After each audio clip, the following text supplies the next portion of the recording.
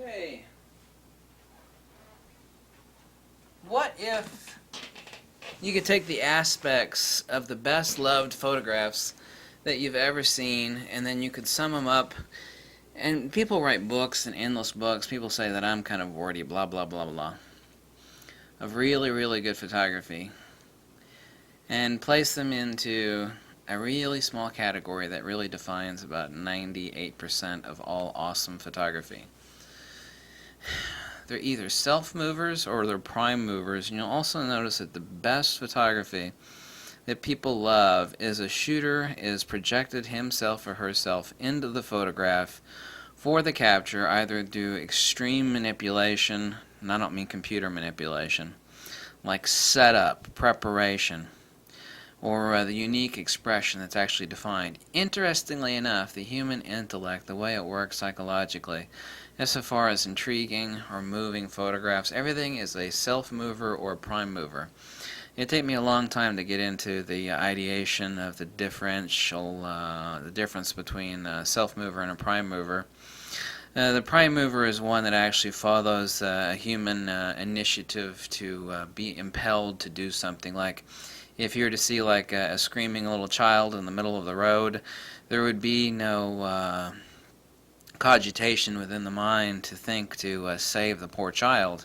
You're instantly moved. There are things that human consciousness is actually impelled to do, at least in the minds of normal people. There are obviously some psychopaths that might like lick an ice cream cone and watch the child sit in the middle of the street. And we're not talking about those sort of people. We're talking about 99.9% of the rest of the world, obviously, and its people. Self-mover, prime mover. Interestingly enough, just like Mother Nature itself, everything is either force and motion or inertia and acceleration. A picture can be as moving if it actually draws you in, like falling into a hole, as if it were to slap you in the face, like watching some of the looking at some of the war photographs from Korea or World War II or Bosnia, some of the war reporters that are so frozen in time. They're things that we don't normally see. The stuff that actually doesn't move us are snapshots. And what is a snapshot? Not only is it a compositional definition of something that actually has no depth, but it is also something that would never stop our eyes. A snapshot is just like a blink of something that we'd normally see in the day that is absolutely ordinary. Now, the absolutely ordinary can be extraordinary if viewed through certain lighting conditions, obviously. So, say, the most boring thing in the world, like some fat old broad pushing her shopping cart outside of the grocery store.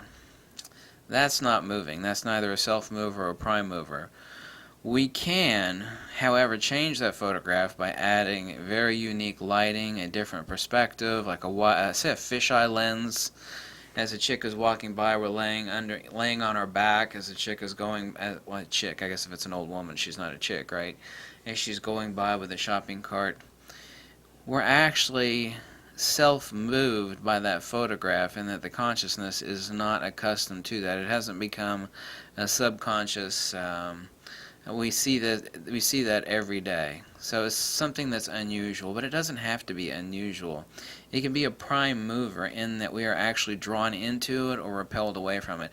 As strong as a picture may be, it is equally strong to be repulsive as it is to be impulsive, i.e. force and motion, inertia and acceleration.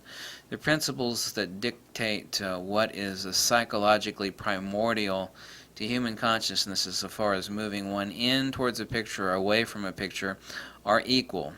-5 and +5 when it comes to human psychological reaction to a photograph is equally valid. It doesn't matter if it's -5 or +5, whether you're impelled or expelled from the photograph. Ultimately, the psychological motion and reaction to such a picture is equally as attractive. Not attractive in the sense that, hey, it's an attractive picture for you to watch, look at something horribly gruesome in a photograph, but that we are actually impelled to look. Kind of like if someone sees a horrible car wreck, everybody slows down. It's like, I don't want to look at this, but I got to slow down and look at this. This is something we don't see every day. But we're not talking necessarily about stuff that, is completely unusual. Like a lot of these people will take photographs of, I don't know, they'll like have a snake in a naked woman's mouth and she's like walking through the mall. It's like, well, that's interesting. That's certainly something we don't. That type of photography works on a certain level, and if that's what you want to do, that's certainly fine, but that's not what I'm talking about. It's like, well, that's just unusual.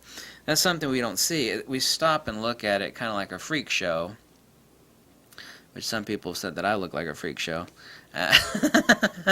We're stopped to look at it, but we're not actually impelled or repelled from it. We find it to be something fascinating.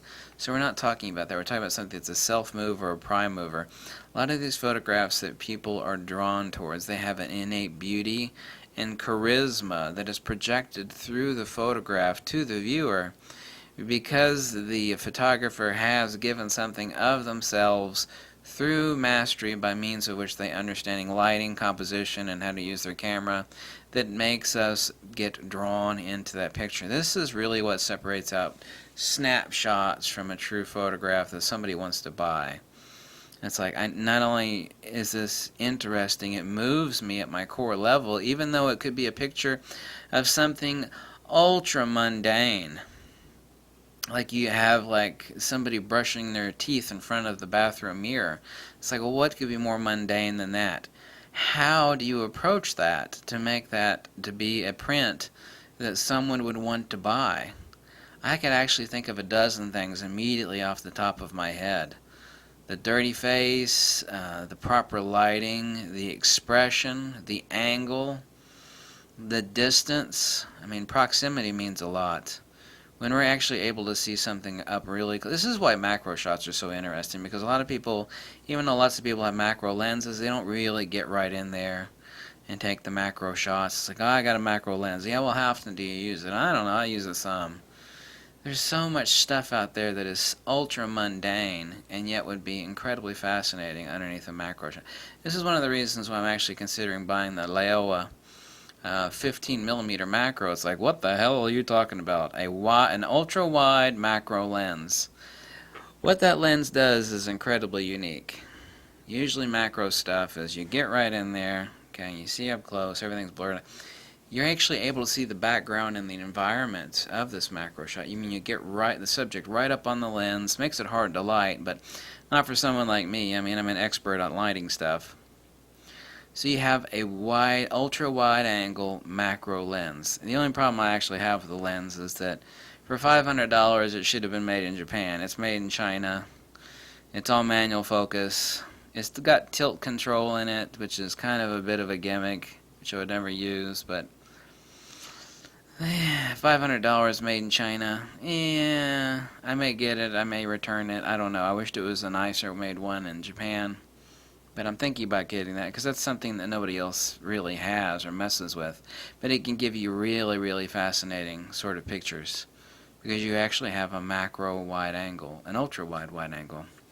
But all these best photographs are ones where the person is actually shooting themselves into the photograph. They're actually taking, you can actually feel it. When somebody actually projects their heart and soul into a photograph, it does translate. Because every photograph is like a poem. And if you're just going to take an average shot, and then you just see something that you didn't write. You know, you may, like a blind squirrel, find a nut here or there and like do a random shoot and like brrr, and you know, you'll find something interesting that people actually would like to have a print of. But you can't work that way. Nobody could work that way professionally, and you can't work that way. You shouldn't. Even working that way is not. You're not teaching yourself anything. You actually have to write something into the photograph that tells that you actually had a thought of what it was you were doing to tell a story about something, whether it was mundane or super mundane. And that's always the case of any of these moving photographs that people want to see and then keep seeing again and or want to buy a print of. And sometimes that is just as simple as capturing something that happens within a split second. And that's why it's so incredibly important to be so familiar with your camera, because when the second's gone, the moment's gone, then the moment is gone. You know, it was like there was a 1 second window in there when you could have caught the most beautiful moment in the expanse of time and you missed it because you're fumbling with your camera. You have to be a master of your camera where it becomes a subconscious tool, just like your hand. You know, when you think about grabbing something, you don't think about what your hand's going to do. You just go out and grab it. There's no conscious effort involved, and your camera has to reach that level of unconsciousness. Otherwise, you're going to miss a lot of really important stuff. You just are. There's just no denying that. There's not a single professional in the world that will disagree with what I just said right now because they know it's an absolute fact. It's undeniable. It's irrefutable. So anyway, I thought I would mention that in passing. I've been out shooting for half the day, so I'm a little worn out, and I guess that's it, okay?